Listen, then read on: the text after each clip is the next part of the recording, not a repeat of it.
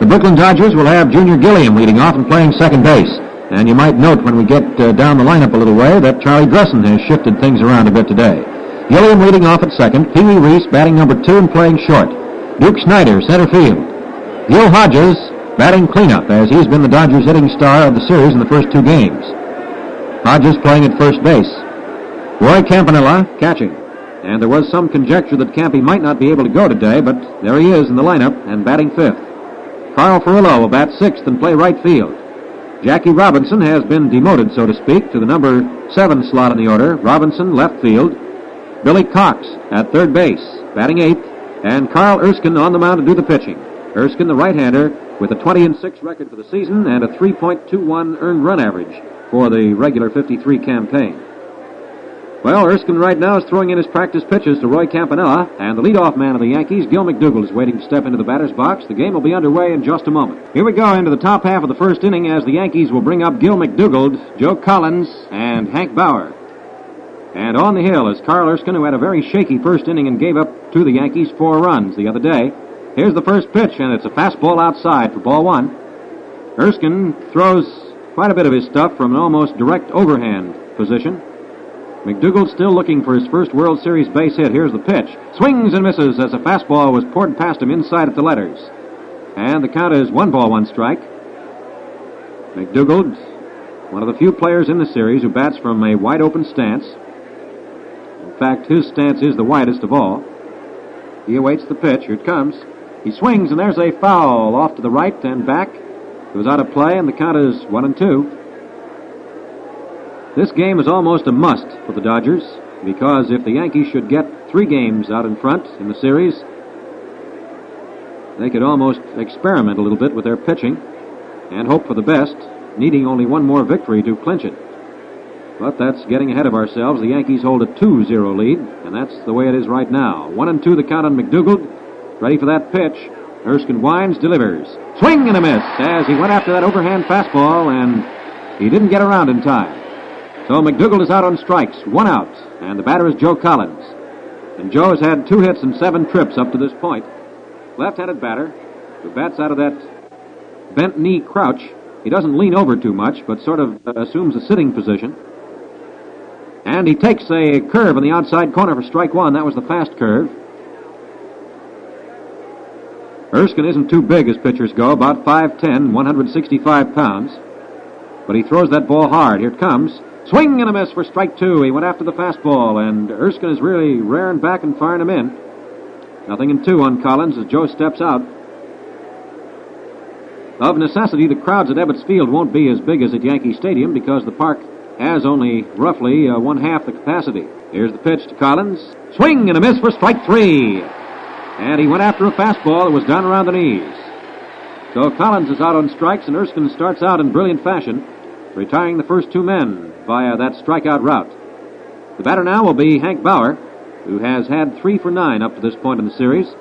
By the way, Erskine had 187 strikeouts during the regular season. Here's the pitch. He swings, and there's an easy bouncer to the left side. Pee Wee Reese up with it, no trouble, throws to Hodges, and there's your 3rd out. So the Yankees fail to duplicate or come anywhere close to their first inning against Erskine of Wednesday. They go down 1-2-3. No runs, no hits, no errors, nobody left aboard. The score at the end of 1/2 inning of play. It's the New York Yankees 0, the as-yet-to-bat Brooklyn Dodgers 0. It's Junior Gilliam leading off for the Dodgers in the last half of the first inning. Junior has had 2 hits in the series in 10 trips, and he's back to batting left-handed today against the right-handed pitching of Vic Raschi. Here's Big Vic, a grim-looking customer on the mound, staring in to get his sign for the game's first pitch as far as he's concerned. All right, he winds. Here it comes. And there's a sharp ground ball. Martin knocks it down near second base, comes up with it, throws, and it's too late. That was a hot one-hopper toward second base as Billy Martin did well to knock the ball down. It rolled around a little bit in back of him. He finally picked it up and threw, but too late as Gilliam, a very fast man, breezed across the bag. So that's Gilliam's 3rd hit of the series. The Dodgers get a start, and the batter will be Pee Wee Reese. The Dodger field captain has 2 hits and 6 trips up to this point. And he takes the first pitch, a fastball high inside, ball 1. The Yankee defense has to be careful here of either the bunt or perhaps the hit run, as Reese is good at both. The infield is playing in, especially, that is, Gil McDougald. There's a throw to first base, and Gilliam jumps back on safely. The count on Reese is still 1 ball. Now again, there's the look. And there he goes. Pitch is over for strike 2. Here's the throw down to second base. And he is out at second. And the throw by Yogi Berra was in plenty of time to get even the fleet Junior Gilliam. It's possible a sign may have been missed as Reese took the pitch and it was in for a called strike. The count is now 1-1. So the bases are now empty and 1 out. Gilliam out stealing, and it was Phil Rizzuto who took the throw and made the tag. Here's the pitch. Strike 2 as Reese takes down the middle, and the count is 1-2. Ordinarily, with a right-handed batter up, he'll have the second baseman covering on a steal attempt. But Reese is so proficient at hitting to right field, they probably set it up the other way around. Now the windup. Rashi delivers. In there for called strike 3. So Reese is out on strikes, taking the last 3 pitches as called strikes. 2 out in the inning, and the batter now will be Duke Snyder. So we've had a total of 5 batters in the ball game, and 3 of the 5 have been retired on strikes. Snyder, the batter, has 2 for 10. The outfield deep, around to the right. Here's the pitch. Swung on this sharp ground ball past the mound. It glances off Rashi's leg. Rizzuto near second base, up with it, throws him out. A nice play, as that one, as it apparently glanced off Rashi's leg or body, was slowed down somewhat, enabling Phil Rizzuto to come over just back of the bag at second to make the play and throw Snyder out. So there will be an assist for Rashi on the play, and the Dodgers go down in the last half of the first inning with no runs. There was 1 hit, no errors, nobody left aboard. The score at the end of 1 full inning of play at Ebbets Field. It's the Yankees nothing, the Dodgers nothing. Now it's the top of the second, and the New York Yankees will bring up Yogi Berra, Mickey Mantle, and Gene Woodling as we come into the left-handed power in the order. Berra has so far 2 hits and 7 trips, including a home run. And he takes Erskine's pitch, a fastball on the inside corner, strike 1. Erskine relying on his fastball, and he looks good with it. He's been throwing almost every pitch straight overhand. Again he winds, turns it loose, and this one is just outside. Fastball, the count is 1-1. Berra has the outfield around to the right, as you would expect. The infield also slightly playing him to pull. There's a changeup, and it's just outside. He took the speed off his fast one, and the count is 2 balls, 1 strike. Berra has a stance that's something like that of Gene Woodling's, but he doesn't crouch quite as much. Feet close together with a closed stance. Here's the pitch, and it's a high outside fastball that took off and sailed. The count is 3-1. Berra glances to third base coach Frankie Crosetti for the hit or take. Now again, Erskine is ready. Here's the pitch, and it's low in the dirt. And there's the ball comes back to the backstop. There goes Berra. Campanella is complaining to the umpire. And now he turns and chases after the ball. Berra's going to try for 2. Campanella comes up, throws, and Berra is safe in at second base.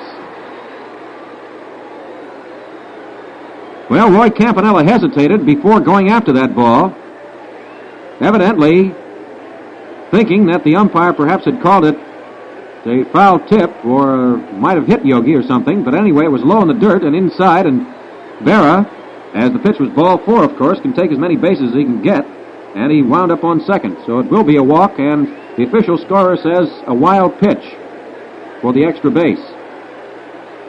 The batter now is Mickey Mantle, and Mickey is batting left-handed against Carl Erskine. So the Yankees have a runner on second.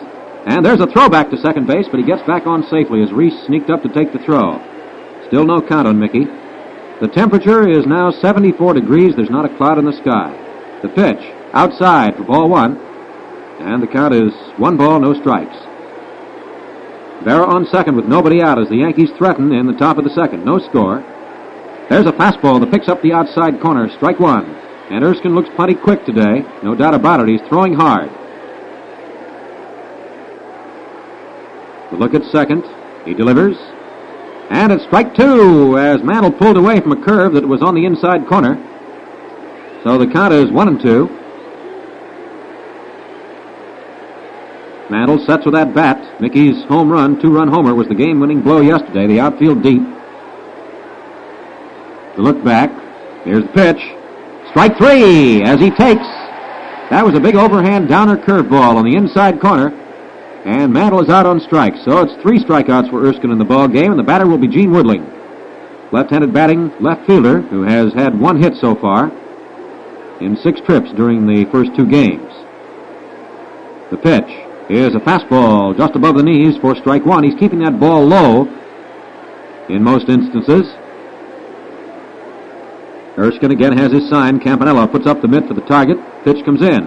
Fastball down too low, and the count is now 1-1 strike. Yogi Berra taking a pretty good lead off second base. Pitch comes in. There's a ground ball chopped off to the right side. Hodges breaks wide of the bag. Here's Erskine covering, takes the feed in time on a fairly close play, and Yogi Berra moves into third. So the Yogi is at the look-in corner with 2 outs. That last play was Hodges to Erskine, as the ball was not very well hit and wide of the bag at first.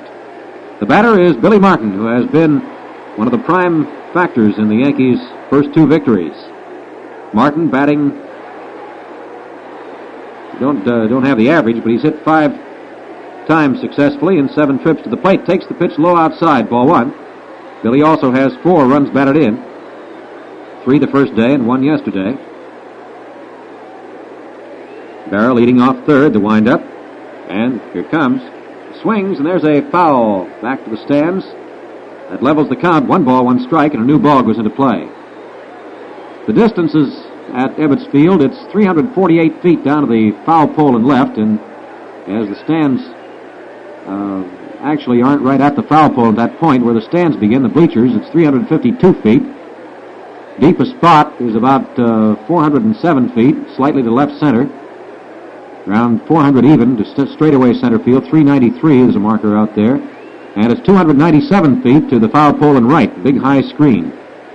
All right, ready for the pitch. It's 1-1. Here it comes. High with a fastball, and Erskine continues to throw very hard, putting a lot of effort into his throwing. Or so it seems anyway. The count is 2-1 strike. Berra on third. Here comes the pitch. And he floats a curve a little bit high for ball 3, 3-1. It may be that the strategy would be to have Erskine go out there and throw as hard as he can and not particularly pace himself, figuring that the Dodgers need this ball game so badly. They might have Erskine throw everything he has in the early part of the ball game, and if he is not able to continue at the early fast pace, might bring somebody in from the bullpen. Here's the 3-1 pitch, and Martin takes high for ball 4. He walks him. Martin on first, Berra on third, 2 out, and the batter will be the little guy, Phil Rizzuto. The little guy is how Casey Stengel refers to him. Casey has idiosyncrasies of talking about his ball players. The big guy might mean almost anybody. Might mean Hank Bauer. They don't have a really big man on their team anymore. The little guy usually means Rizzuto or Martin. There's a throw to first base. Martin gets back in safely. Berra still at third, remember. The infield back deep now, of course, with 2 out. Here's the pitch. Rizzuto swings, and there's a foul slicing off to the upper deck down the right field side, and it's strike 1. Phil has had 1 hit in 5 trips up to this point. All right, again, Erskine is ready on the hill, gets his sign from Campanella. Looks at first, delivers, and Rizzuto swings and pulls a curveball foul. Way back into the stands, deep up into the stands in left field, and the count is strike 2, so Erskine works ahead of this batter. 2 on and 2 out in the second, no score. Yankees trying to really put the pressure on the Dodgers by winning today, and the Dodgers realizing that they need this victory very badly.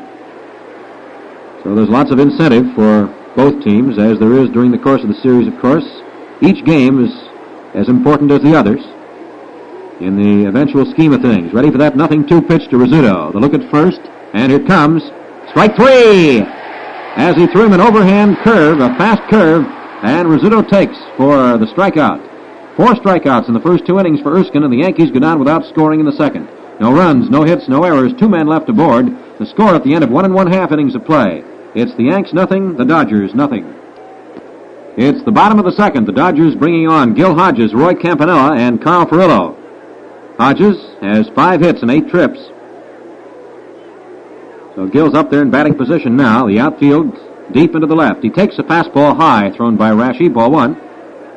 Rashi every once in a while will throw sidearm, but his normal movement is about 3/4. The breeze has picked up a trifle and is now blowing out toward left. Might help a batter like Hodges. There's a pitch that's high as he seemed to take a little off his fastball. The count is 2-0.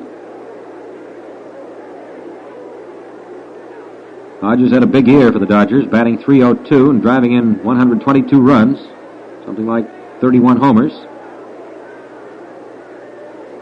Ready for that pitch, 2-0. The wind-up, and here it comes. Swung on, there's a sharp ground ball through the hole, out to left field, base hit. As Hodges continues his solid macing of that ball.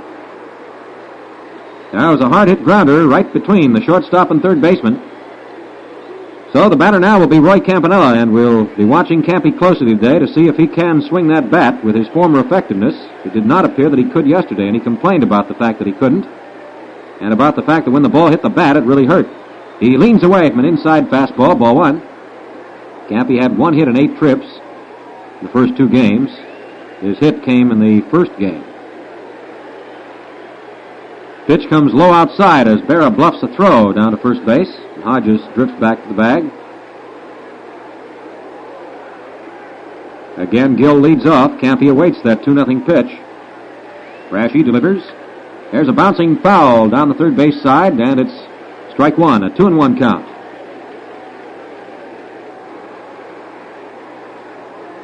Carl Furillo, the next man due, and then Jackie Robinson. All right, Campy's up and in again. A 2-1 count. Here comes the pitch. He swings and bounces one foul as it hits the plate and then bounces up and hits the body of Campanella as he stands in the batter's box, and the count is 2-2. Rashi, very grim and unsmiling on the mound, looks in to get his sign. Now looks at first, throws to first base. Hodges back safely. Ready again, the look at first. Here's the pitch. Swings and misses for strike 3 as Campanella went around on a high inside fastball. So Rashi has struck out 2 now, and there's 1 out in the last of the second. The batter will be Carl Furillo, who has had 3 hits and 8 trips. Carl stands in there with a closed stance. Stands at the plate quite a bit like Gil Hodges does. Here's the pitch. Swung on, there's a ground ball, sharp right to the shortstop. Rizzuto up with it, flips over to Martin, and there's the pivot. The peg is in time at first for a double play. As it was a nice pivot by Billy Martin, Gil Hodges did his best to break up the DP, and Martin had to jump high on the pivot and throw over to first in time to get Furillo. Well, that wipes out the side. A short to second to first twin killing, and the inning summary reads no runs for the Dodgers, 1 hit, no errors, and nobody left aboard. The score at the end of 2 full innings of play, it's the Yankees nothing, the Dodgers nothing. And now as we move into the top half of the third, the Yankees will bring up their pitcher Vic Rashi to lead off, and he'll be followed by Gil McDougald and Joe Collins. Carl Erskine is on the mound ready to work. Rashi in batting position. Vic stands very far back away from the plate. Takes the first pitch a little bit high. Ball 1, fastball. Rashi again sets with that bat. Here comes the pitch. And it's over the outside corner for strike 1. Rashi isn't known as much of a hitting pitcher, but he had a streak of 7 straight base hits at one point in midseason. That was very spectacular for him. Here comes the 1-1 offering. Strike 2 on the same spot, the outside corner. And the count is 1 ball, 2 strikes. The way Rashi stands back away from the plate, it doesn't look like he'd have too much success hitting stuff on the outside edge. There's Erskine, again pumping, pitching. Strike 3! As he came back with a fastball in the inside corner this time, and Rashi took it. And that is 5 strikeouts for Erskine, which is a considerable number this early in the ball game. 3 of them have been on called third ones. The batter now will be Gil McDougald, who still is looking for his first World Series base hit. He is, so far, the Gil Hodges of 1953. Here's the pitch. He swings, and there's a high pop-up. This one going back into short left field. Here comes Jackie Robinson as Pee Wee Reese seemingly is bothered by the sun, and now Robinson comes on to make the catch. So that is all for McDougald. 2 out in the inning, and the batter now will be Joe Collins. Joe struck out first time up in the first inning. The outfield swings around to the right, plays him deep to pull. Joe's had 1 home run in the series. And he swings, misses on a changeup in the inside corner. Strike 1.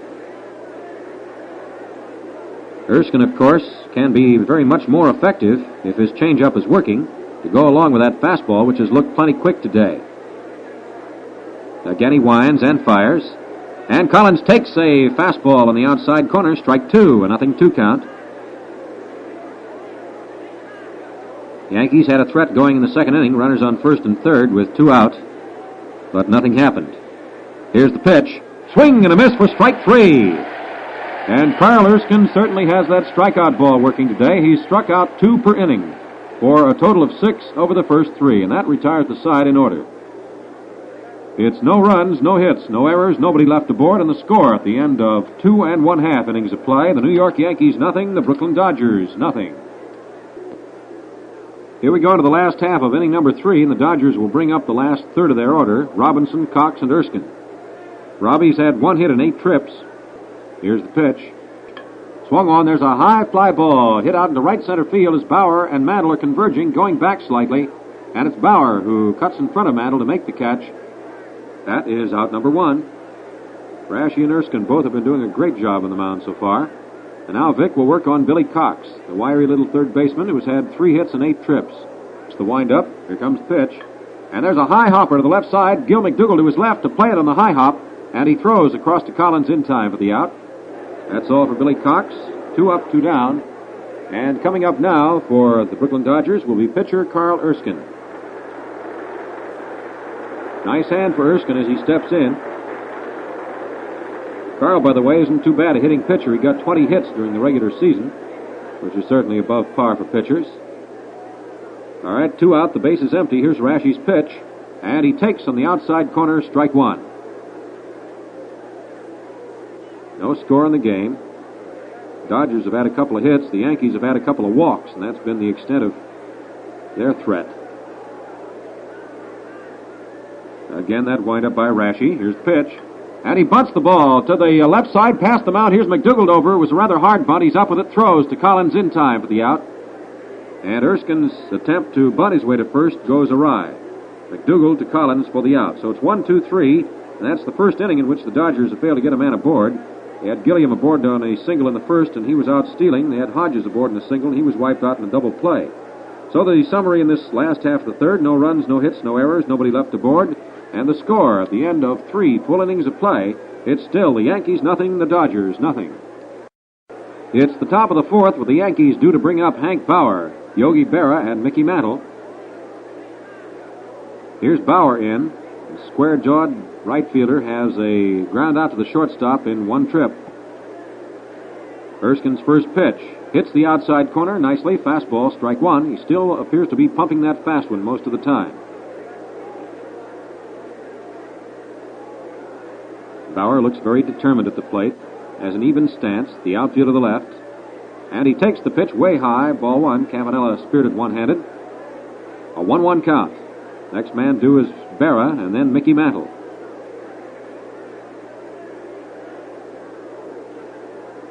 Here's the windup, and the pitch. Swings, and there's a foul as that one towers off to the right side, goes into the stands, strike 2. Swung on the fastball and appeared to swing a little bit late. The count is 1 and 2. The pitching seems to be improving with the series. First game was 9-5, fairly free-swinging affair. Yesterday 4-2, and this one has found neither team been able to break through. Ready for that 1-ball, 2-strike pitch to Hank Bauer. And here it comes. And there's a ground ball, not too well hit, right to Pee Wee Reese. Now here's the throw, and he throws to Hodges for the out. Fairly close at first because of the fact that Reese waited for that hopper, which wasn't too well hit. So the batter now is Yogi Berra, who walked in the second inning, got as far as third base and was left dangling. The pitch to Yogi is taken on the inside corner for strike 1 as he ran up to bunt. And if Berra ever does bunt that ball, it's strictly because of the element of surprise. They usually play him fairly deep, and they are now, and the third baseman is quite a way off the line. That's Billy Cox. If Berra could ever dump one right down that third base line and have it stay fair, he might very well have a leg hit. Wind up by Erskine. Here's the pitch. And Berra ducks it, hits him on the arm. Oh, brother, that one looked like it was coming right at his head, and Berra hit the dirt and flung up his right arm, and the ball glanced off his arm. He trots onto first base, waving away the Yankee trainer who starts to come out. Yogi looks to be okay, but he is rubbing his right forearm. So Berra is hit by a pitched ball, and that, believe me, was right at him. Here's Mickey Mantle up. Mickey struck out on a called third strike in the second inning, and there's a throw to first with Berra getting back on safely. Again the check on the runner. The delivery. Swings and misses at a slow curve, and Mantle was badly fooled. 1 strike to count. Again, Erskine looks at Berra. Here comes the pitch. Strike 2 as he poured the fast one in at the knees, and Mantle took it. It's a 0-2 count. Woodling is the next man due. Berra leads at first. The pitch. Inside high as Mantle turns away, and the count is now 1-2 strikes. Now Mickey again sets. Berra leading at first. Pitch comes in. Swings and misses for strike 3. As Mantle appeared to go after a pitch that was up around face level. That high, hard one. So Mantle is out on strikes for the second straight time, and it's 2 out in the inning with Berra still at first. 7 strikeouts now for Erskine, and the batter is Gene Woodling. Stocky Gene Woodling has bounced out first baseman to pitcher covering in 1 trip. And he takes a fastball that seemingly came right down the middle. Strike 1. Well, if Erskine can keep this up the whole game, he'll be pitching quite a baseball game for himself. He's throwing very hard and doesn't appear to be saving himself. Look at first. Here it comes. Swung on. There's a high pop-up to the left side as Pee Wee Reese breaks back just on the edge of the outfield grass and makes the catch for the out. And that's all for the Yankees in the 4th. Woodling popping up to short. No runs, no hits, no errors. 1 man left aboard, and the score at the end of 3 1/2 innings of play. Still, the New York Yankees nothing, the Brooklyn Dodgers nothing. Now the bottom of the 4th as the Dodgers get their chance to break the scoreless tie. Dodgers haven't had a man as far as second base yet. And the batter right now is Junior Gilliam, who singled infield in the first inning. Here's Rashi's delivery. And there's a grounder on a half swing off a changeup. It's right out to Billy Martin, who throws to Collins in time for the out. Gilliam grounds out second to first. It looked like he was having a half-hearted cut at the ball, trying to time that changeup or perhaps hold up his swing. So that's all for Junior. The batter will be Pee Wee Reese. Reese took a called third strike in the first inning. Erskine has struck out 7. Rashi has struck out 2. Vic Rashi into the windup again. Pitch comes in. Swung on. There's a high pop-up. And this is to the left side. It's going to stay in fair ground as Gil McDougal comes in and waits right near the bag, makes the catch. That's all for Pee Wee. 2 up, 2 down, and the batter now will be Duke Snider, who hasn't exactly set the World Series afire this year so far. Takes the pitch outside, a fastball, ball 1. Husky Duke has the outfield very deep. Mickey Mantle playing a very deep center field.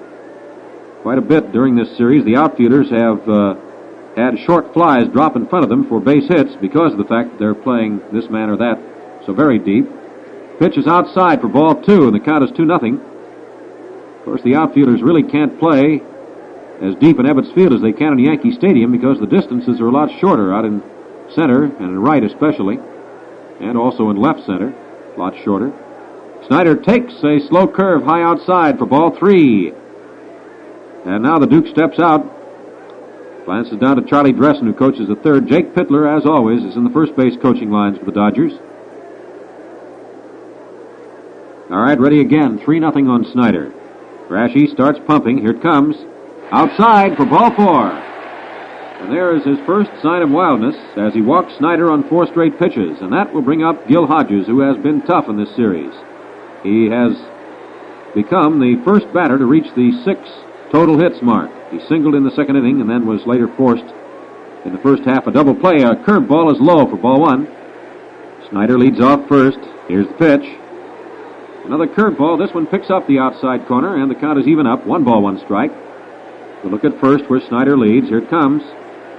Outside and low for ball 2, and the count is now 2-1. Snider edging off.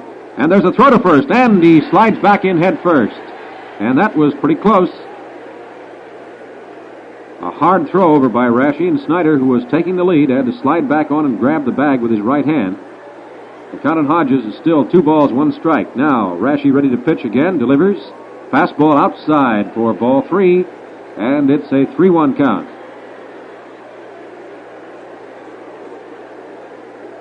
Big Vic gets the sign, checks his runner, and delivers. Outside for ball 4. So Rashi walks 2 in a row, Snyder and Hodges. And the Dodgers get their first man as far as second. Snyder at second right now, Hodges at first. 2 out, and the batter, Roy Campanella, who struck out in the second inning. Okay, ready for that pitch to Roy, and here it is. Just above the knees, a fastball for strike 1. The alternate catcher for the Dodgers, Al Rube Walker, has not seen action yet. And quite a few were getting the idea that he might be in there as a starter today. Capable catcher, who, however, hasn't seen too much action this year because of Campanella's presence. There's the pitch that's high inside, and Campy hits the dirt to get out of the way of it. The count is 1-1. Joe Collins is not holding Hodges close at first, playing deep. Snyder leads off second. 1-1 pitch. Swung on, there's a ground ball out to the right side. Billy Martin up with it, flips to Rizzuto. There's the force on Hodges coming in, and the side is retired. So the Dodgers get a couple of men aboard, but fail to do anything about bringing them around. It was no runs, no hits, no errors, and 2 men left aboard. The score at the end of 4 full innings of play. The New York Yankees nothing, the Brooklyn Dodgers nothing. Now the top of the 5th, as the Yankees will bring up Martin, Rizzuto, and Rashi, the last 3 in the order. Martin has been up once and walked. Takes the pitch high inside for ball 1. So Billy still has that fine batting record of 5 hits and 7 official trips, including, of course, a triple and a home run. There's Erskine again, winding and delivering. There's a high pop-up going foul off to the right side and out of play. The count is 1-1, and a new ball goes out to the Dodger hurler.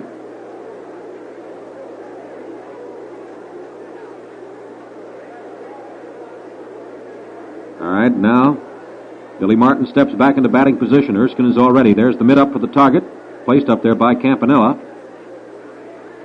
Pitch comes in. There's a ground ball. The shortstop holds, beautifully stopped by Pee Wee Reese, and now he picks it up and can't make a play. But it was a nice stop anyway, as Billy Martin hit a hard ground ball. Reese knocked down the ball backhanded. It rolled behind him a few feet. He picked it up and looked at first, but saw he had no chance. So Billy Martin gets the infield single, and he matches Gil Hodges' total now of 6 hits. The batter will be Phil Rizzuto.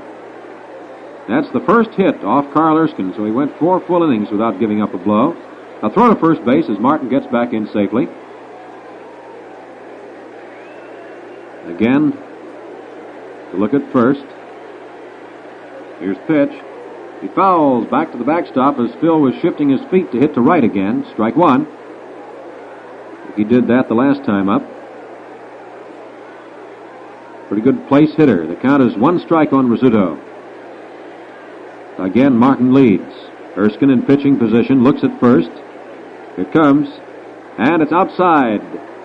That was possibly a pitch out, although it was not as high as usual pitch out deliveries are made.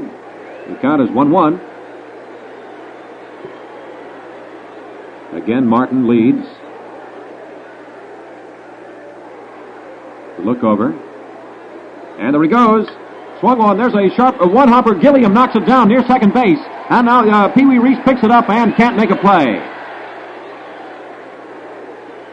Well, here was the play on that when the runner was breaking, and of course Junior Gilliam was breaking to cover second base.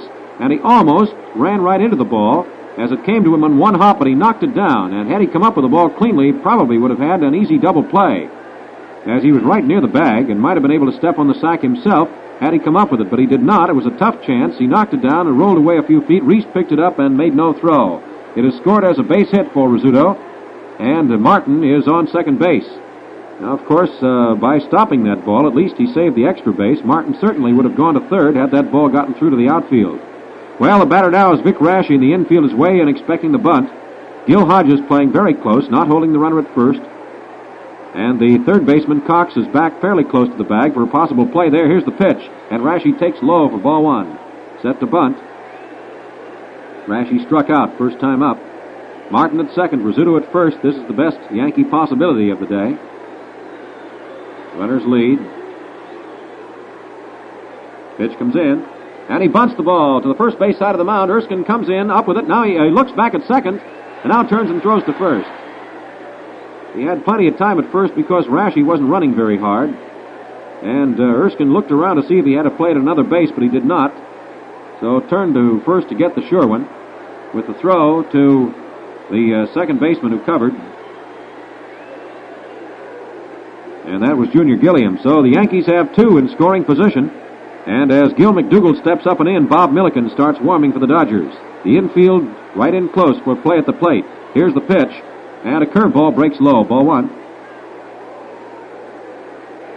No score in the game, but the Yankees have a good threat going. Runners on second and third and only one man out. Here's the pitch. There's a hard smash, and Billy Cox knocks it down. A fine play. He picks it up and he lunges, and he misses Rizzuto. He couldn't quite tag him. The runner's in, and McDougald is safe at first. Well, that's the third infield hit of the inning. One has gone to Reese, one to Gilliam, and now one to third baseman Billy Cox, who made a wonderful play, a fine stop on a hard smash pulled by McDougald down that third base side. And after Cox picked up the ball, after knocking it down, he lunged at Rizzuto, who did a nice little bit of shifty hip running to get past him and in safely to third base. And they are giving McDougald a base hit. A single for Gill, and that will be a run batted in, so he breaks his hip famine at a crucial moment. The Yankees lead 1-0. The batter is Joe Collins, taking a curve low for ball one. 3 infield hits and a sacrifice have produced the run. 1-0, the Yankees lead, top of the fifth. Collins swings and misses for strike one. It's a 1-1 count. The infield is now playing halfway, hoping for the double play ball. Collins has struck out twice. The outfield deep into the right. Here comes the pitch. Checks his swing, takes a fastball high for ball two. A 2-1 count.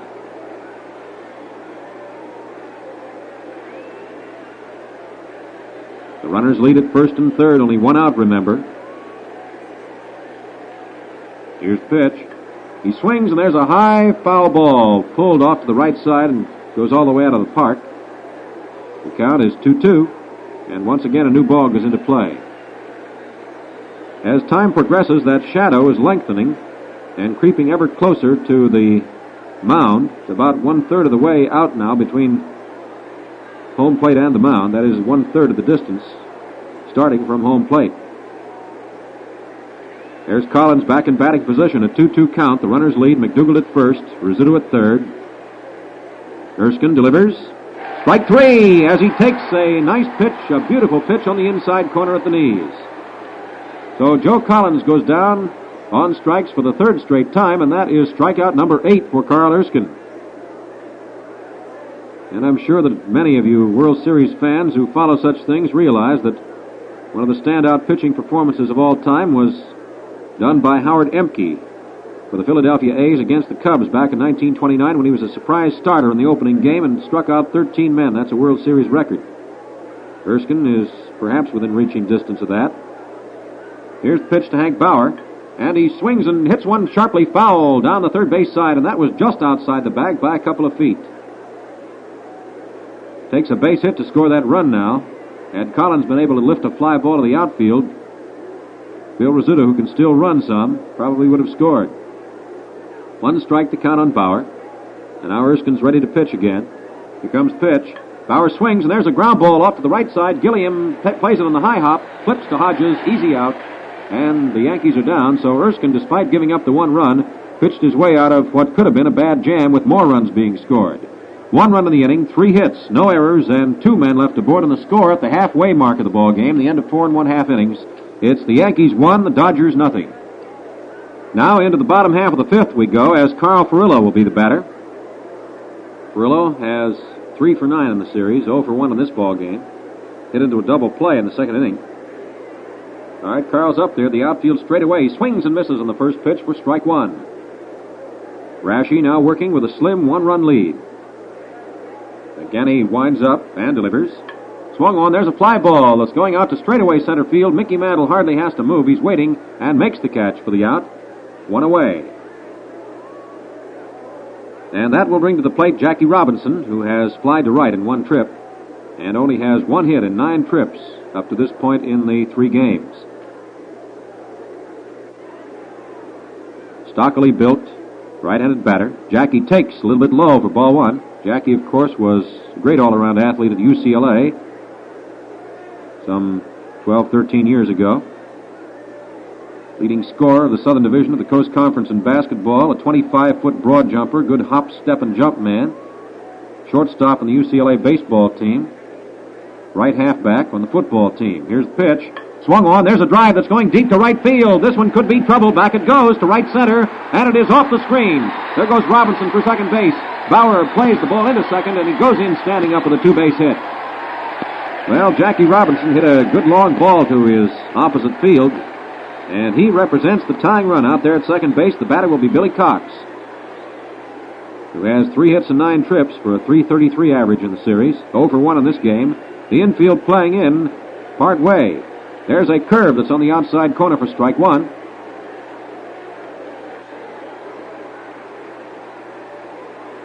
Robinson again leads off second. Rashi in the stretch. Looks back. And a balk is called. And there goes Jackie Robinson, of course, waved on to third base. Rashi evidently made a move, jiggled a little bit, and committed himself to pitch to the plate and then did not throw, in the opinion of the umpires, and the balk is called. Robinson goes down to third base, which could mean quite a break because now it takes a fly ball to score that run. Next batter is Carl Erskine, by the way. All right, Cox up there. The count is 1 strike. 0-1. The runner leads at third base. Here's the pitch. Here he comes, and he bunts. It's the squeeze play. The bunt is to the right side, and the second baseman comes in, throws to the plate, and it's way late. The run is in, and Billy Cox is safe at first base. A beautiful squeeze play worked by Robinson, the runner, and Cox, the batter, as Billy pushed the ball to the first base side of the mound, and it was up to the second baseman to handle it. And Billy Martin, that is, he threw into the plate, but it was way too late as Robinson scored standing up. And Billy Cox is safe at first. It will be a sacrifice and a fielder's choice, no base hit, and a run batted in for Billy. It's a 1-1 game, a new one. And Cox, of course, represents the go-ahead run at first base. The batter coming up will be Carl Erskine. Here's the hand for Erskine as he steps in. Well, that should give him new heart. The infield is still playing in a bit, looking for the possible one-out sacrifice. All right, Erskine in batting position. Here's pitch. And he bunts and fouls it off to the right side. Strike 1 the count, as he was bunting.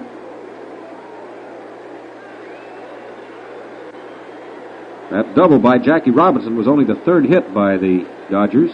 The teams are now even up in the hits department, 3 apiece. And Robinson's double was the first extra base hit of the game. Now ready for that pitch to Erskine again. The infield's still close. Cox leads at first. Here's the pitch. He swings away, and there's a blooping fly ball that's going down the left field line, dropping in for a base hit. Cox holds at second base as the ball is thrown into third by Gene Woodling. Well, Erskine switched off the bunt, or somebody switched it off for him, and he dropped a low fly ball down the left field line for a single. And Tom Gorman, the right-handed curve-balling expert, starts warming in the Yankee bullpen. The batter is Junior Gilliam. All right, Erskine on first, Cox on second. Here's the pitch. Swung on, there's a high pop-up. And this one's going into foul territory. Gil McDougald waiting and getting over there near the stands, makes the catch. The infield fly rule not in effect, of course, on the foul ball. So the runners hold. Cox at second, Erskine at first. It's 2 out in the inning. And the batter now will be Pee Wee Reese, who has been hitless in 2 trips today and 2 for 8 in the entire series. A 1-1 game in the last half of the 5th. The tie-breaking run out there on second, Billy Cox. Carl Erskine at first. The pitch to Reese. Swung on. There's a bounding ball off to the right side. Easy play for Billy Martin, who throws to Collins and throws him out. So the 5th inning is productive of 1 run for the Dodgers on 2 hits. There were no errors. 2 men left aboard and one very important balk in the scheme of things, we might mention. So the score at the end of 5 full innings of play, it's the Yankees 1, the Dodgers 1. Now it's the Yankees coming on in the top of the sixth with Yogi Berra, Mickey Mantle, and Gene Woodling do, that left-handed batting trio. Berra has been walked and hit by a pitch ball, though he hasn't come up officially yet. All right, there's Yogi in batting position, the outfield, infield slightly to the right. Erskine winds and delivers. Swung on. There's a bouncing ball that gets past Hodges out into right field, a base hit. In between the first and second baseman, closer to Hodges than to Gilliam, and Berra is aboard with a ground single to right. So now the Yankees have the go-ahead run at first. Nobody out, and the batter will be Mickey Mantle, who has been struck out twice and has 2 hits and 8 trips for the entire series. Berra leads off first. The infield in a bit in case they go for the bunt. They haven't had Mantle bunt very often this year. He takes a called strike in the inside corner. The outfield very deep on Mickey. Berra leads again. Here's the pitch. Inside as he backs away and takes. That was a slow curve, and the count is 1-1. Erskine seems to be using the curve more now, not firing that hard one as much as he was in the early innings, when it was coming in on almost every pitch. The 1-1 offering. He swings, and there's a high foul that will go back over the stands, and the count is 1 ball, 2 strikes. Berra on first with nobody out in the top of the sixth. A good ball game. Tight pitching duel between Rashi and Erskine. A 1-1 score. All right, ready for that pitch to Mickey again. Berra takes the lead. And it comes. Swing and a miss for strike 3. And he has really had Mickey Mantle's number today. That's the 3rd time Mickey has gone down on strikes. And it's the 9th of the ball game for Carl Erskine. Well, that'll bring up Gene Woodling. Woodling has gone 0 for 2, a ground out and a pop out. It's an amazing thing, these veteran members of the Yankees, how they come to reside eventually close on to New York or in the New York trading area. Gene now living over in New Jersey. Infield still in double play depth. First pitch. Fastball that missed just a mite inside.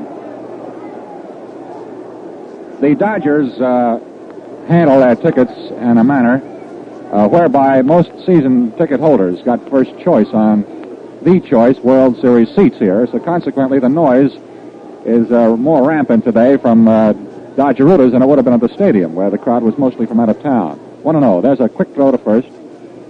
Berra just 1 strides back safely. Milligan and Labine all the while continue to warm up for Dressen's Dodgers. The score tied, 1-1. 1-0 to Woodling. In the crouch, the pitch, the swing and a foul, upstairs on the roof and out of play behind home plate. Strike 1. Billy Martin, scrappy second baseman in the on-deck circle. Doesn't let a single move get by those sharp eyes of his.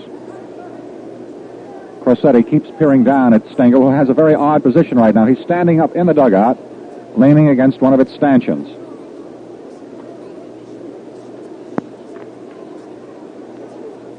Back in a ballpark where he once had a lot of headaches for the Dodgers in the 30s. The 1-1 pitch. Swing and a miss at a high fastball for strike 2. Erskine, pacing himself magnificently now, was hurling very quickly after each pitch, and apparently his veteran catcher Campanella has settled him down a bit. The play has been strictly out of the world today. There haven't been any outright errors. There have been plays that were close to being called errors because they were hot smashes off the gloves of infielders. 1 ball, 2 strikes, ready for the payoff. Berra edges off. A big pitch. Inside, ball 2. 2 balls, 2 strikes. Note how the crowd here rides on every delivery. Mentally, they're counting the stitch on every turn of that baseball.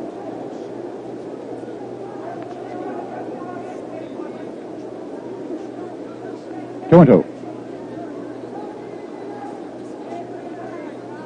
Berra at first, 1 away. Top of the 6th. Erskine taking a longer time than usual to study Woodling. Now he's ready and throws. A swing and a miss. He struck him out, and Carl Erskine has registered 10 strikeouts in the ball game. Let's pause 10 seconds for station identification. This is the Mutual Broadcasting System. The Gimbal Broadcasting Service, WIP, WIP-FM, Philadelphia.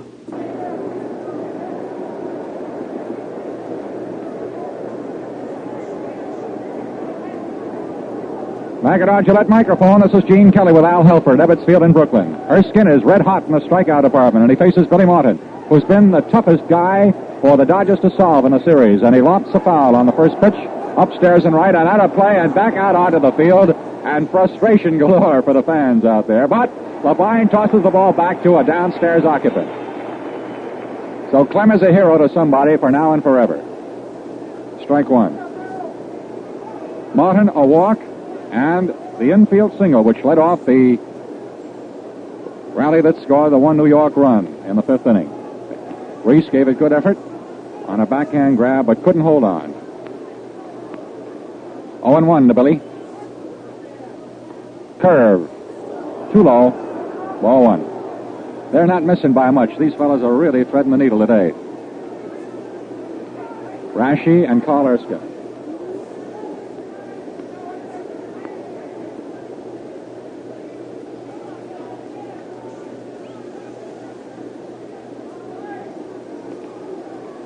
One ball, one strike.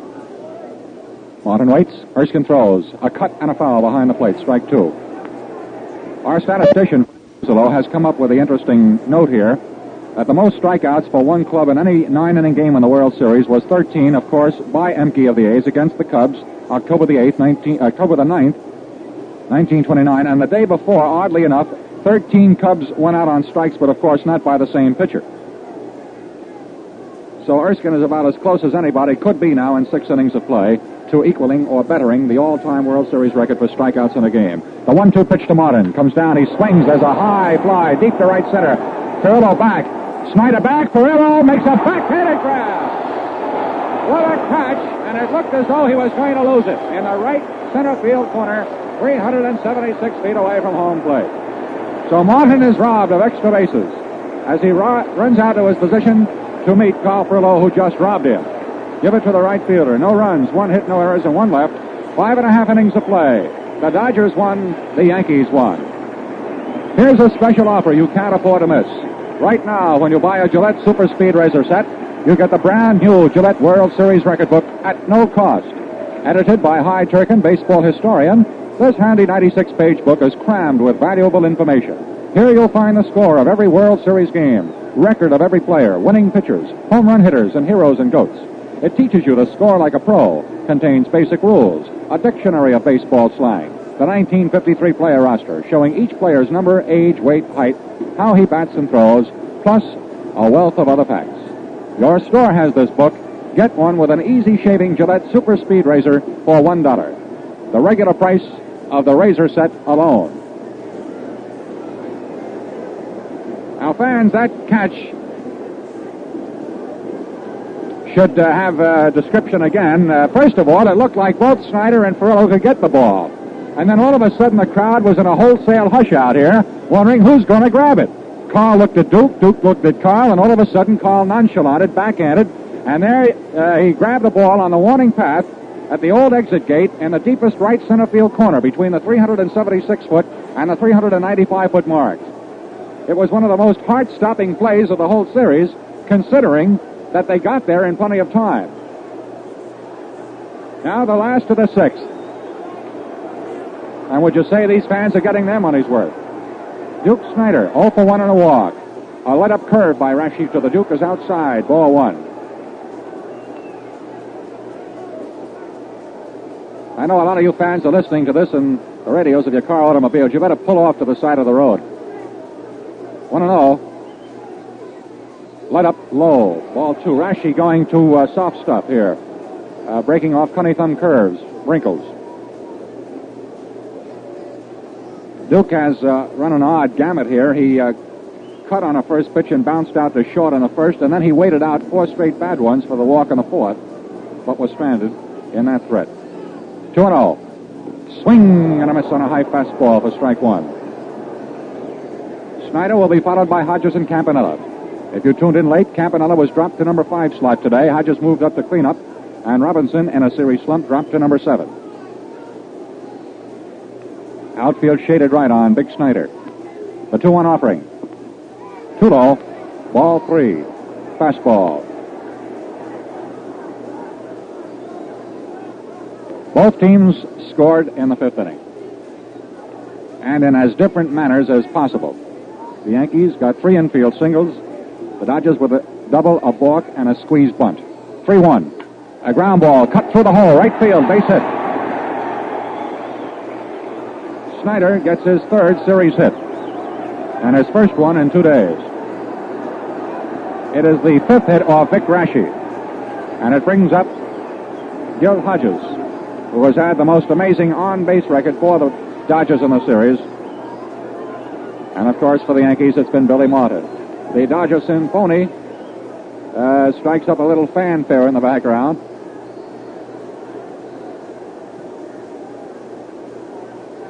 See Frankie Fish sitting down there. I wonder what's going through his mind as he watches the action out here.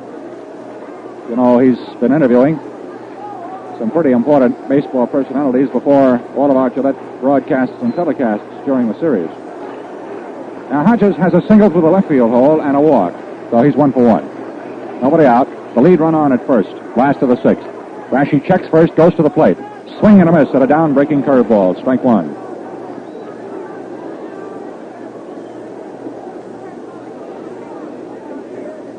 The shadows now could play an important part to defense and offense. They're a little bit different than they are in the stadium.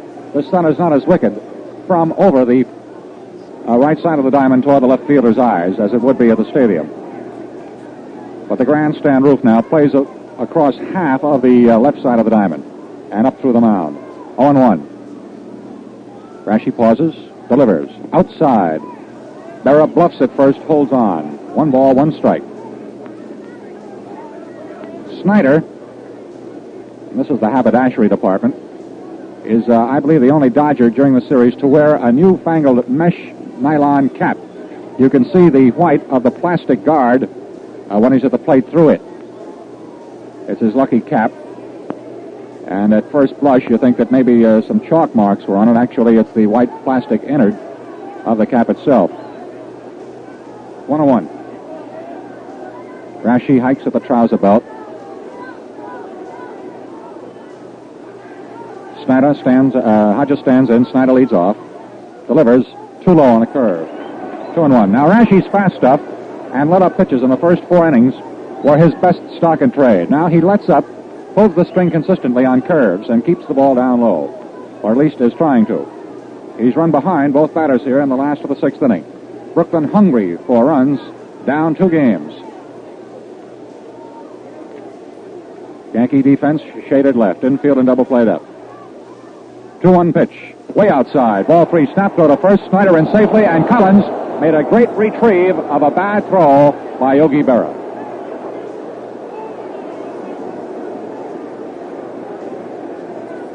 Remember, they almost got Snyder back in that 4th inning. He fell on the bag and barely made it on a quick move by Raschi to Collins. So it's 3-1 for the second straight time in the 6th inning. The pitcher has to come down with something good. Hodges cocks the wrists. The pitch, ball 4. It's the 3rd walk allowed by Victor Raschi.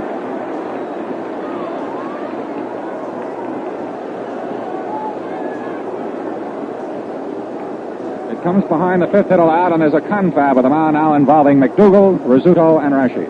And here's a reminder for boxing fans. I brought up the name of Gene Tunney a while ago. Tonight, Gillette will broadcast the 10-round middleweight match between Vinny DeAndrea and Vincent Martinez from New York over another network. Consult your local paper for time and station. No activity in the Yankee bullpen. They have an odd one out here, in which, because Sam Narron of the Pittsburgh Pirates got a firecracker in his eye earlier in the year, the Dodgers management constructed a bullpen dugout to ward off any missiles thrown by fans against the opposition. Campanella, 0 for 2, a strikeout on the force play. 2 men on, they're looking for the bunt. Collins creeping in from first, likewise McDougal from third. Raschi throws, a cut and a miss. Strike 1. Now Campanella, and this should not be held too much against him because of his bad hand, has left 7 men on base so far in 10 at-bats, considering that he was the RBI leader in the National League with better than 140. You notice today that Dressen took a little pressure off Roy by dropping him to 5, but right now all eyes are on him. There's a bunt up in the air, and the pitch across Burton grabs it in fair territory. Nobody was covering third, so Raschi and Berra began a race down the line. However, Snyder held on. Very unusual, of course, for a pitcher to grab off the pop, although on bunts, he can grab it off without a call. And Rashi was in best position for that one. Funny thing, too, Rashi has had bad knees throughout his career, and they bunt on him quite frequently. That was the second bunt on him in the game. One has scored a run, and this one fails. So give the pitcher a put-out on a pop-up. The runners hold on at first and second with one away, and Carl Purillo, the rock from Stony Creek Mills, Pennsylvania, steps in. He's 0 for 2, bouncing into a double play to wind up a threat in the second and flying to center field in the fifth inning. But considering his injury, he's not had a bad World Series. 3 for 10 up to this appearance. The infield halfway again. The outfield shaded right on Purillo. Woodling gives him a lot of left field. Score tied, 1-1. Rashi checks second, goes to Carl. Curve outside, a ball. I believe the oddest play of the day was the wild pitch play back in the second. Though Erskine pitched out of that jam. Campanella thought that there was a tick. Berra thought the ball was caught, and Yogi wound up at second. 1 ball, no strikes to Purillo. The right-hander comes down. A swing and a miss for strike one. Actually, he took the ball. The catcher held. Similar to that play was one I saw recently between the Braves and the Phillies, in which, in the ninth inning, Lindell had a strikeout on Bill Bruton, the Fleet center fielder. The catcher, Lopata, reached for the new ball, but the umpire lost his voice, Len Roberts, and Bruton wound up on second. Because Roberts had no voice before then. He had been hitting the Adam's apple a couple of times during the season. 1-1 to Purillo. Rashi fires a swing and a miss. And now Vick is turning on the steam. Strike 2. 1-2. You don't upset this fellow very easily. You don't nettle him. He's the Cinderella guy of the New York Ball Club, the fellow that came up from Portland in 1947 and helped pitch the Yanks to a pennant when they needed him the most, and most of them in clutch ball games. Ready for a payoff. Snyder, a good runner, off second. Likewise, Hodges off first. The infield halfway. The defense alerts. The 1-2 pitch to Purillo is a curve that's hit right below our microphone and under play for strike 2. No chance for either Al or myself today to get very many souvenirs. I can see that during the season, somebody's shorter than I am. They have a wire screen here with an opening so that these oblong patches created by the screen don't drive you dizzy. 1 ball, 2 strikes.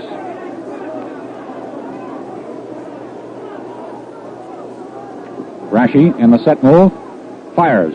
Strike 3 call. He lit up beautifully, caught Purillo completely off stride, and Carl just wasn't able to move at all.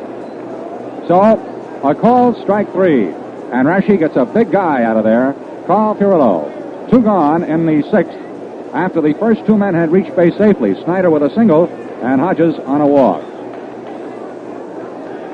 That's the 3rd strikeout of the game for Vic Rashi, evening up his walks and strikeouts. He's given up 5 hits, 1 run. And now Jack Robinson, who reached him for a double against the screen in right and has scored the 1 run of the game for the Dodgers. Martin puts a bluff on Snyder at second. Then Billy moves back to the slot. Pitch to Robinson. High. Ball 1. Jack has had his difficulties in the field, particularly at the stadium. But the comparative rarity of balls hit to the outfield is one of the features of this series. That is to say, for chances by outfielders.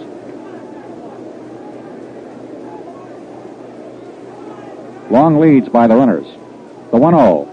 A swing and a foul upstairs to the right and down again.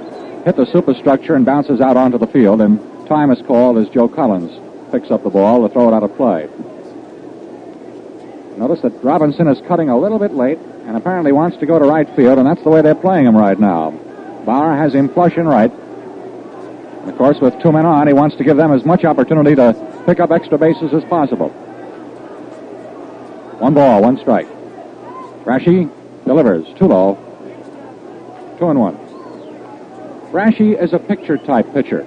There is nothing unorthodox about his form at all. He's just a big guy who can throw, who knows where the plate is, who knows how to pitch, who pitches between pitches, a term used many times by a fine old catcher, Cy Perkins, who did a lot of receiving for Mr. Mack, along with Mickey Cochran. 2-1. Vic ready, delivers. A swing and a foul ball out of play over our heads. 2-2. This is the third game of the Golden Jubilee World Series of Major League Baseball, being sent out around the world by the Gillette Safety Razor Company. And while the Yankees are 2-up in games, none of the games has wanted in thrills. Time called. Bauer, out in right field, apparently wanted to adjust his sights. He's running back to a dead right field post. 2 balls, 2 strikes, 2 gone, 2 on. 2 runs scored all together in the game. 1-1 is the score.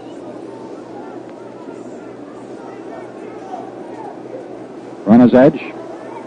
Rashi on the stretch. The pitch. A swing. A drive to left field. A base hit. Snyder's going to try to score. He will score. Woodling's throw goes back to third. The Dodgers lead 2-1.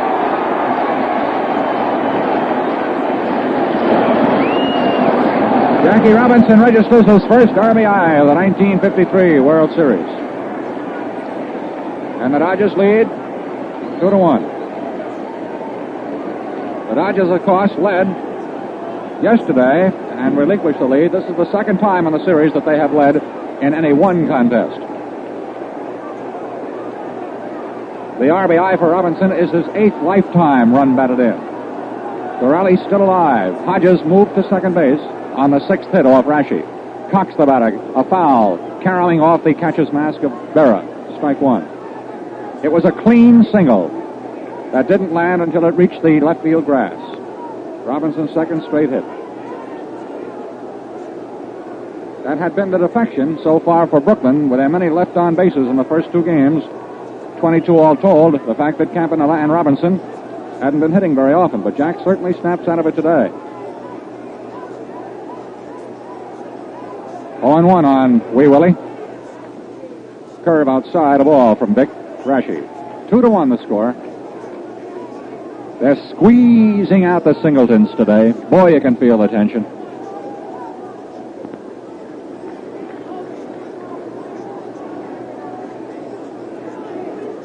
Rashi ready. Fires away. Half cut. Take. Throw to first. Runner safe. And a very, very accurate throw, considering that the throw got there before Robinson. But by the time Collins had pivoted around to put the tag on Jack, the toe got the corner of the sack and he was safe. 2-1 to Cox. Berra has been very freewheeling today and pegging down toward the corners. He has thrown one man out, a very important man, the leadoff man in the first inning, Junior Gilliam. Outfield straight away in all sectors on Cox, a right-handed batter who is 0 for 1 officially, but has a very important RBI and a squeeze bunt. There's a swing and a high foul fly that's going off toward the stands in shallow left field area. McDougal goes back and can't reach it, so that Cox is still alive. Strike 2. Last half of the 6th inning. 2-1. Brooklyn. 2 on, 2 gone.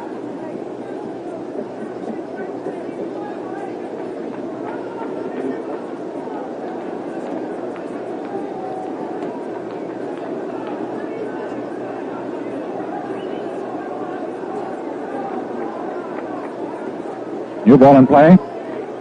Rashi goes to work again. Here's his pitch. Outside of ball 3. Berra shifted, looking for the outside curve, but it fell low. So they'll be on the go now with 3 balls and 2 strikes on the batter. The runners will be breaking for the next way stations. Hodges at second, Robinson at first, and they can dig. This could well be the biggest pitch of the ball game coming up.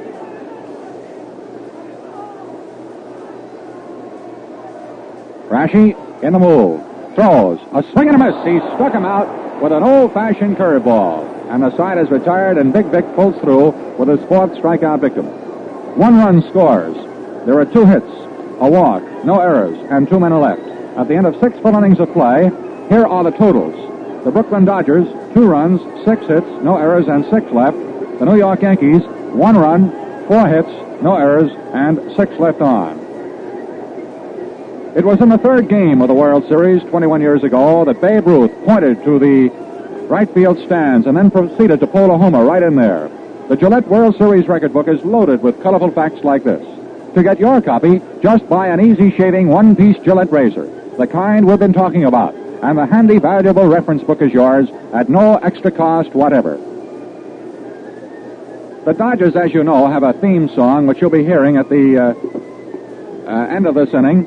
And Miss Gladys Gooding, who has played at many, many events that Gillette has brought to you in all fields of sport, is playing the Gillette song in the background now in sequence to I'm a Yankee Doodle Dandy.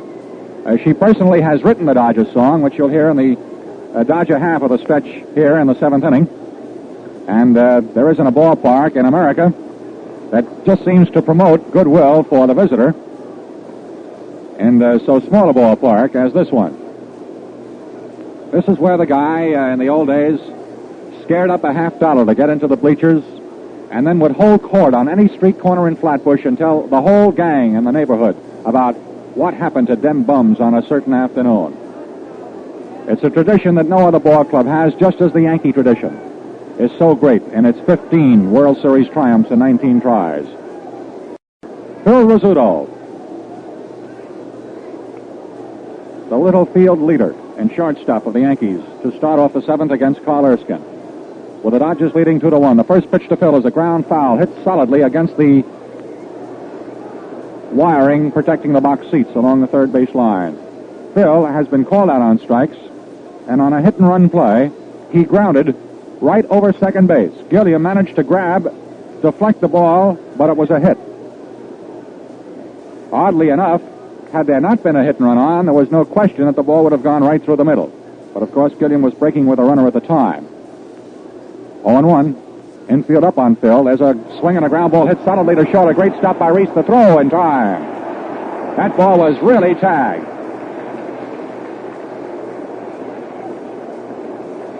I don't know if you've participated in any sports, but you know when you're feeling tense and you want to win real bad, you're knocked off balance easily by any impact. And that time, Reese, a real professional, just seemed to lose his balance momentarily before getting rid of the ball hit by Rizzuto. One away. This is Vic Raschi, who gets a fine, justified round of applause. He's 0 for 1 with a strikeout and a sacrifice, batting right-handed. A ground ball chopped to short. A big hop played by Reese. The ball thrown to first in plenty of time, and Vic is out. 2 gone. This is a very quick first 2 men that Erskine has disposed of, considering the number of pitches that he's used up in the ball game.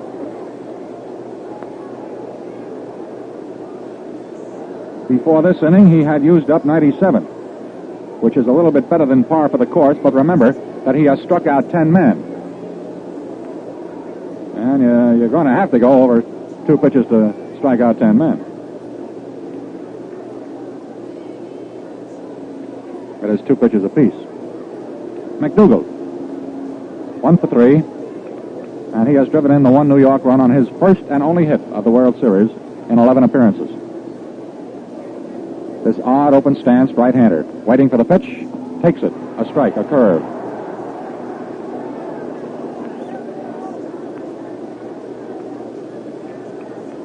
Trying to change this fellow's batting stance like trying to change the famous foot and bucket stands of the great Al Simmons, recently elected to the Hall of Fame. Of course, Al had a much different stance. He kind of sat down, his hips thrown out wide, and his feet, of course, in such a position that you couldn't possibly figure out how he'd hit the ball so well. But he was a great natural hitter. 0-1 to McDougal. Outfield shaded left. Erskine delivers a swing, a ground ball toward the hole. Cox picks it up beautifully. Goes to first in time.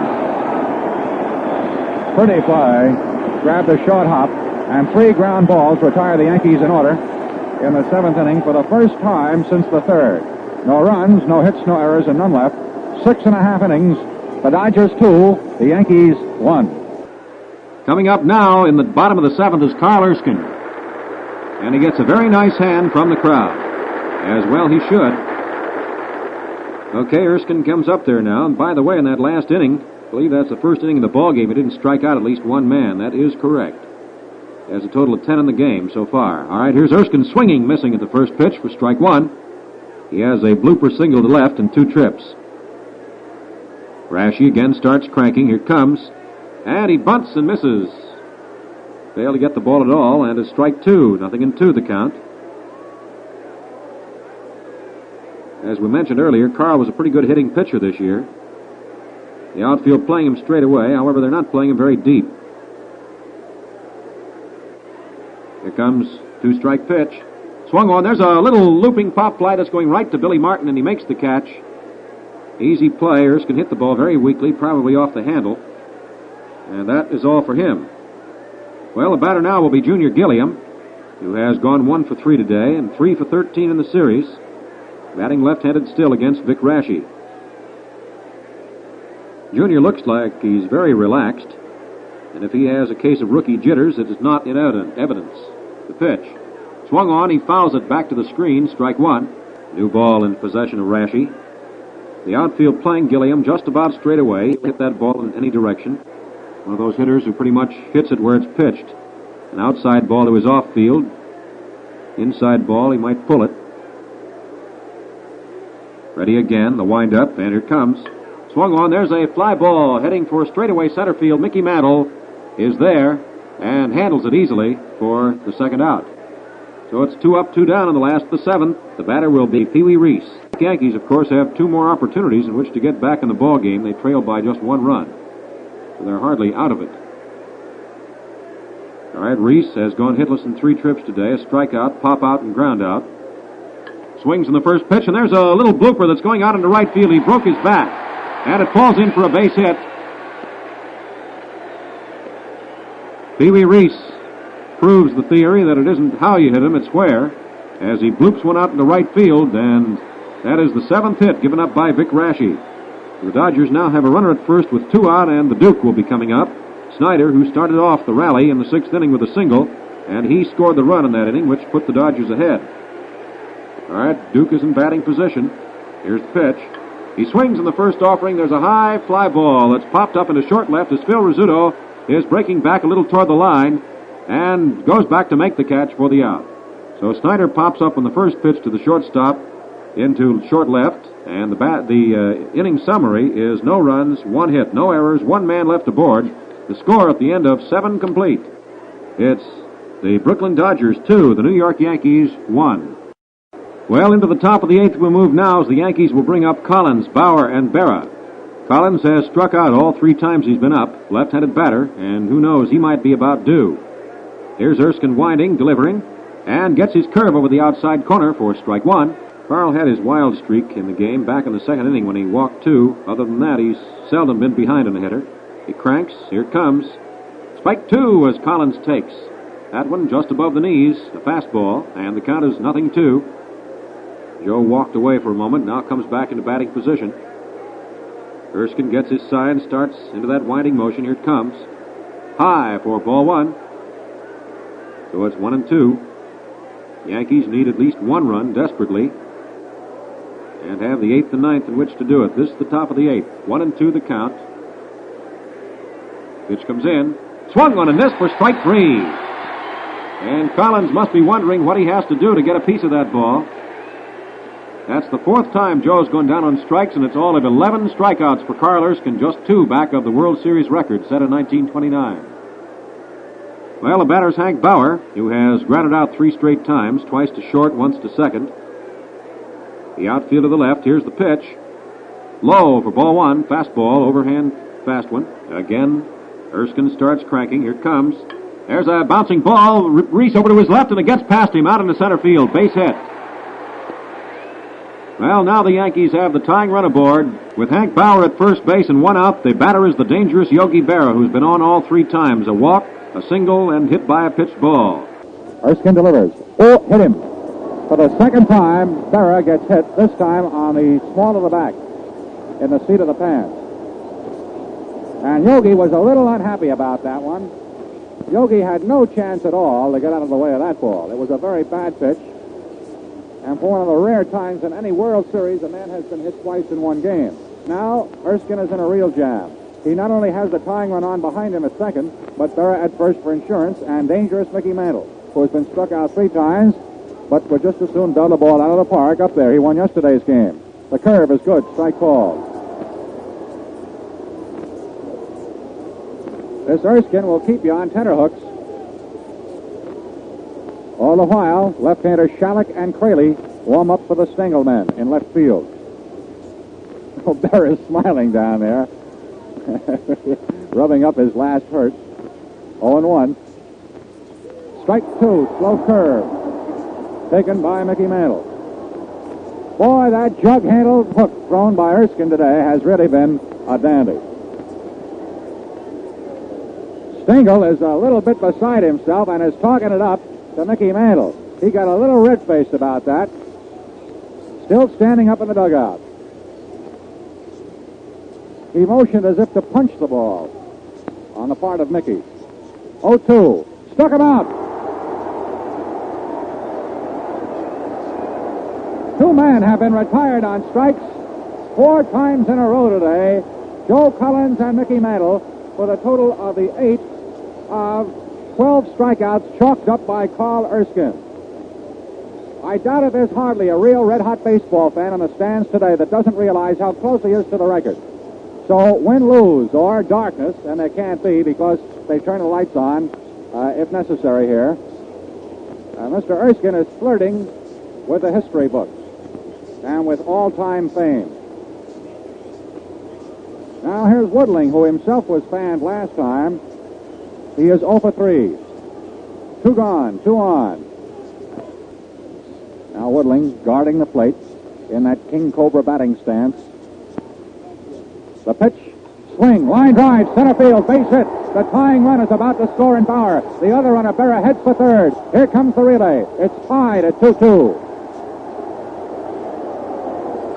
Gene Woodling, the new old reliable of the New York Yankees, breaks the strikeout hex against the New York club by tying up the game with a clutch 8th-inning single, easily scoring Hank Bauer from second base and moving the lead run, Yogi Berra, to third.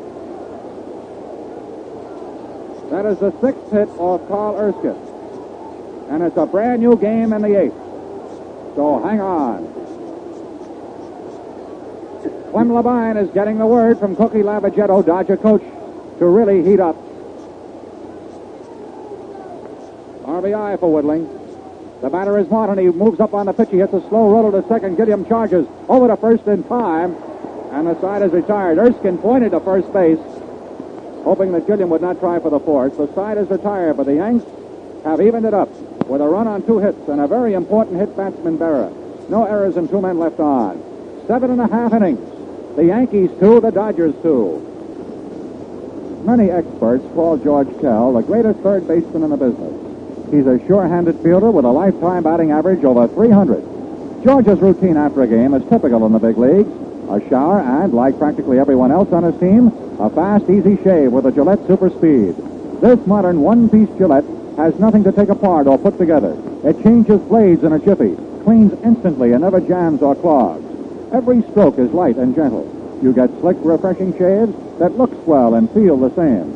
And remember, right now, when you purchase an easy shaving Gillette Super Speed razor for only $1, the regular price, you get the valuable brand new Gillette World Series record book at no cost. Your store has this book. Get one soon, before the supply is gone. Well, here we are. Behind that Gillette microphone, Al Helfer and myself, Gene Kelly, with the rest of our Gillette crew here, and all of us, well, our hearts are skipping an extra beat because this is a dandy. These are the games you dream about doing, watching, witnessing out here. The peg down to second base by Yogi Berra, and Rashi's first item of importance is Mr. Gil Hodges, who has been on base 3 straight times in the last of the 8th. He's going tied at 2. Hodges has a single and 2 walks and was involved in one of the rallies, the 6th inning when the Brooks scored their second run. First pitch to Gill. Swing, a ground ball, chopped to short. Rizzuto backs up on a big hop. Gets rid of it quickly in time. You know, he doesn't have a real powerful gun to throw runners out, but he gets rid of the ball so glibly, it's really a picture to see. Bill Rizzuto had some great short stopping in this series. One away. Roy Campanella, who has insisted on playing, despite the fact that most anybody else would be out of the lineup, hurting as badly as he is. 0 for 3 in this game, 1 for 11 so far in the series. A long drive to left. We're back. We're back. It is a home run.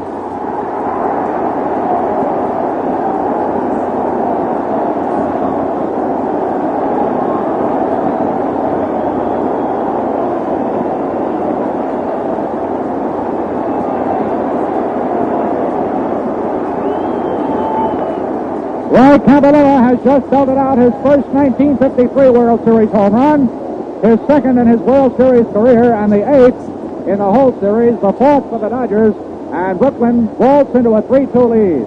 Only his second hit and his first since having been injured, the big guy showed what he was really made of that time by tagging one to a fairly well. There was no question about it entering the lower stands in left field. His second life home run. Now there's a high chopper by Furlow to third base, and McDougal throws him out. 2 gone. So Campanella, on whom the Dodgers had waited so anxiously to snap out of it, did it with a blow against which there is no defense. A mighty home run. As soon as it left the bat, the crowd sensed that the sound indicated distance. This is Robinson, 2 for 3, a double, a run scored, and an RBI. 3-2 now, the Dodgers lead. Jack takes a low curve from Rashi, ball 1. Now this has not been a free hitting contest, yet the activities of both Campanella and Robinson, you see, figure so largely in any Dodger possible victory. Outfield shaded left on Jack. Caught the corner, a good strike. The run was the third, the hit was the eighth off Rashi. 1-1. Rashi taking time now, realizing his club is still very much in this game. Goes a curve that's hit toward the middle. It is in there, a base hit. A looping single off a curveball, and Robinson has his third straight hit of this game. It's the 9th hit off Rashi. Nothing stirring at the moment down in the Yankee bullpen. There are 2 men out. The homer was sandwiched between the first 2 outs. So Robinson has a double and 2 singles. The 3 hits consecutively. Billy Cox, 0 for 2, a sacrifice that scored a run. Throw to first, runner safe. Checking back in the Gillette World Series record book, you'll find that only 6 times in the past 20 years has a World Series gone the full 7 games. Will this one go? Pitch, a swing. He tried to hit to right, stepping back, but loops it weakly behind first. Martin, the second baseman, grabs it in foul territory. Cox and the Dodgers are retired in the 8th inning. That was a foul pop. 1 run, 2 hits, no errors, 1 man left on. Here are the 8-inning totals on the Gillette scoreboard. Brooklyn, 3 runs, 9 hits, no errors, and 8 men left. The Yankees, 2 runs, 6 hits, no errors, and 8 men left on. 35,270 is the paid attendance in this, the 3rd World Series game, and the first at Ebbets Field in this set. Say, how you fix the blades? Yes, super keen Gillette Blue Blades.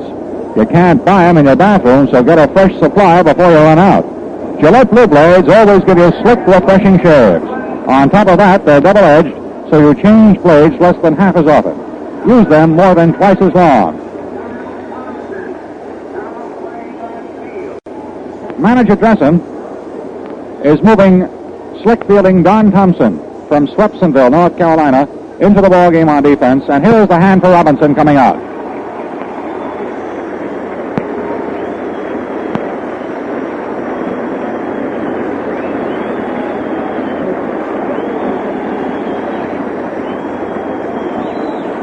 Don Bullweg and Johnny Wise, 2 of the many-sided first base corps that Stengel uses, are coming out of the dugout, and Rizzuto is going to get a pinch hitter, so that Stengel goes to sheer percentage here in using Bullweg, Bollweg, a former St. Louis property in the National League, who hails from Wheaton, Illinois, close to Chicago. He's a 31-year-older, 6'1", 175 pounds.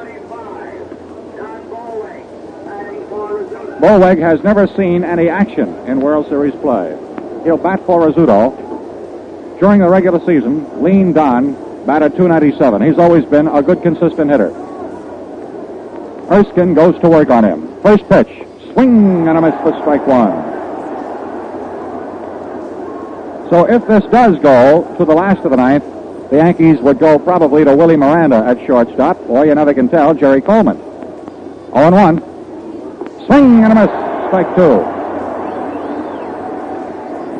left-hander working down in the bullpen. Now, he looks like Bob Kuzava from here. I'm almost sure that's he. Kuzava? Right. Big Wyandotte guy. Quite a competitor on the past record in World Series relief roles. 0-2 to Bollweg. Erskine studies. The left-handed batter crouches. The pitch, high, a ball.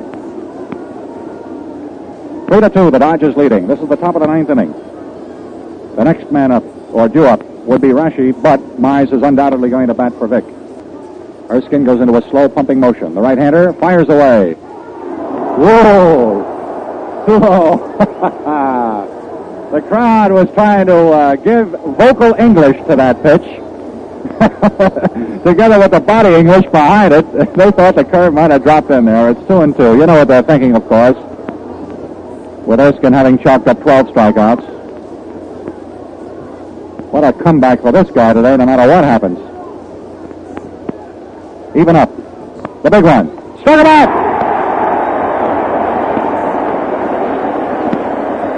Carl Erskine equals a record held for 24 years by one man, Howard Emke. He has struck out his 13th man in a World Series game. And before Johnny Mize steps in, let's pause 10 seconds for station identification. This is the Mutual Broadcasting System. The Gimbal Broadcasting Service, WIP, WIP-FM in Philadelphia. Johnny Mize, who has hit .308 in 4 previous World Series, in 15 games with 12 hits and 39 trips, including 3 home runs, is going to bat for Rashi. It's an all or nothing at all attempt by the Yankees. Strike called.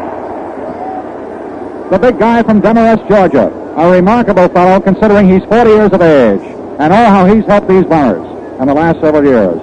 His record of .250 during the regular season doesn't begin to tell of his better than .300 batting average in pinch hitting roles. 0-1. Strike 2. The fans know that Erskine has either equaled or bettered the record. You can sense it. They want to see him beat it now. You don't get this guy on strikes very often, but you never can tell. The big cat is one of the best free swingers in the business. 0-2. Erskine winds, delivers. He struck him out!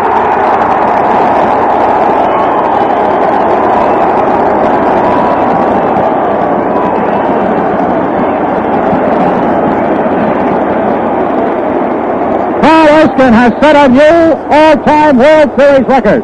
He has struck out 14 men, and to a man, woman, and child, they're up on their feet out here in Flatbush. Johnny Mize went down on an inside wicket curveball. 14 men has he struck out today. Don't forget, for a wrap-up of this game, if you've never heard Bill Combs summarize a World Series game, be sure to stay tuned for his summary and highlights today. Bill Combs reviews the game as he sees it from the press stand.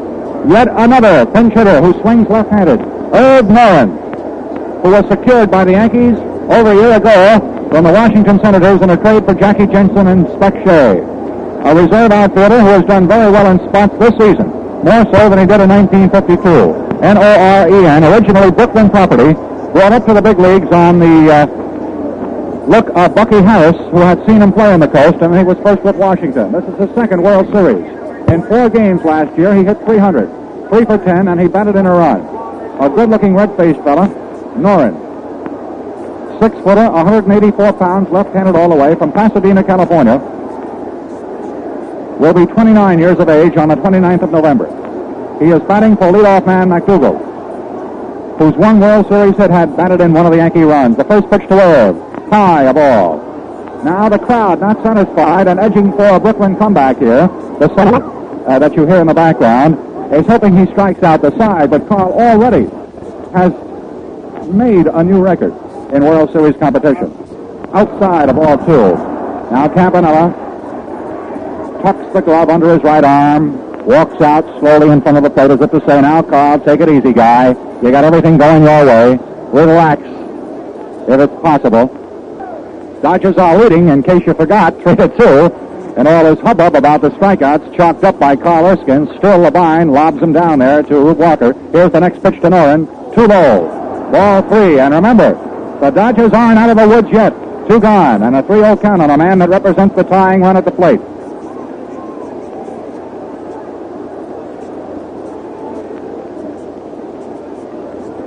Erskine had 2 strikeouts in the first inning, 2 strikeouts in the second, 2 in the third, 1 in the fourth, 1 in the fifth, 2 in the sixth, 2 in the eighth, and 2 in the ninth. Here's the next pitch, 3-0, too close, almost hit him. He walks, Herb Noren, and the tying run is on with Joe Collins, who has been struck out 4 straight times, the batter. Of such stuff is Merriwell material made. 4 strikeouts. And you know what he's thinking. He's the guy that busted up the first game. Now that walk is the first one allowed by Erskine since back in the second inning. And overall his third in the game. He has a wild pitch and 2 hit batsmen to the bargain. Despite the fact that Collins has been fanned 4 times today, he came close to a homer earlier by belting a foul out of the ballpark. First pitch to Joe, a ground foul off to the right to the Dodger dugout. Strike 1. Dodger dugouts recede behind home plate, more toward the plate than first base. 0-1. Erskine now being quieted down and being paced by his veteran catcher. Dodgers leading 3-2. Noren at first. The pitch to Collins. Inside a curve. 1-1. Now, I stopped counting pitches after the 6th, but up until that time, Erskine had thrown 97 times. I haven't got any doubt in my mind he's thrown 150 times right now. So he's a very tired but grim young man. Rashi, of course, is out of the game. Should it have to go to the last of the ninth or extra. Stengel went to his great bench here in the ninth inning. The pitch, strike 2 called. 1 ball, 2 strikes. What an important game this is for both clubs. Of course, more so for the Dodgers, who really have to battle now to get themselves back into contention. They go to Lowe's tomorrow with the Yankees countering with Ford, and in this park, left-handers always have trouble against the Dodgers. 1 ball, 2 strikes. Erskine scuffs up dirt, moves into the stretch, delivers, ground ball to the mound. He has it. He runs over to first. He throws him out. The game's over. Brooklyn wins it 3-2. Erskine sets a new record for strikeouts in a World Series game, and it's now 2 games for the Yanks and 1 for the Dodgers. In the ninth inning, no runs, no hits, a walk, no errors, and 1 man left on. The final totals: the Brooklyn Dodgers 3 runs, 9 hits, no errors, and 8 left on. The winner, Erskine, his second World Series win. The Yankees, 2 runs, 6 hits, no errors, and a total of 9 left on. In the background, Tex Rickard on the public address system is announcing the new record set by Carl Erskine. The fans seem to realize it. Ladies and gentlemen, the story was simply Carl Erskine. All the words that are in the dictionary couldn't express it, I don't believe. And so we simply put it, Carl Erskine, who not only put the Dodgers very much back into the battle in this World Series by taking the 3rd game with the chips down, 2 games behind. Carl Erskine, who not only wrote his name into the record book, eclipsing the famous record of Howard Emke, a surprise starter in a World Series many years ago for the Philadelphia Athletics, with 14 strikeouts. Just a tremendous job. Carl Erskine, a man who bore down all the way and from the very first pitch started firing, and he just didn't let up till it was all over. Howard Emke in October 1929 struck out 13 men in a single series game.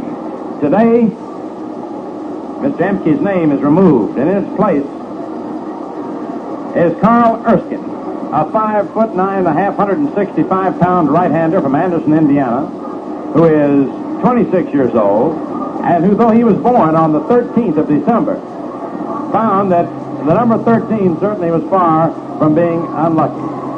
He pitched a great game. In defeat, Vic Rashi, too, covered himself with glory. Vic pitched the kind of a game that normally would have won for him. Last year he won 2 games against the Dodgers, but today you happen to run into a guy who on opening day just didn't have it, and he was determined. He wanted to get back. He did. And the Yankees knew they faced one of the greatest right-handers they had seen in many a year. Carl Erskine, and that's the story. With one exception, it always takes 2. You got to have a guy to get him out. You got to have a guy to get him run. And it was Roy Campanella who was hit on the pinky. in the opening game, and it was reported that he probably wouldn't even play today. And I think Casey Stengel now wishes he hadn't, although one never knows what Rube Walker would have done. In any case, Roy Campanella belted that home run in the 8th inning to win it for the Dodgers. Just as yesterday, it was Mickey Mantle who belted a homer in the 8th inning to break up the tie and win it for New York. In other words, it's typical Yankee-Dodgers World Series. You never know when some guy is going to belt one, and they play the kind of baseball that keeps the multitude right in their seats until the final out is made. So, it was another wonderful game, and the Dodger fans go home happy. And we've got a World Series that's a long, long way from being over. Tomorrow, possibly it will be Billy Lowe's, and for the Yankees, Whitey Ford. Tomorrow we bring you the 4th game of the 1953 World Series. From Ebbets Field in Brooklyn, airtime will be 12:45 Eastern Standard Time, same as today. Until then, folks, this is Mel Allen saying smooth sailing, smooth shaving, get an afternoon from your host, the Gillette Safety Razor Company.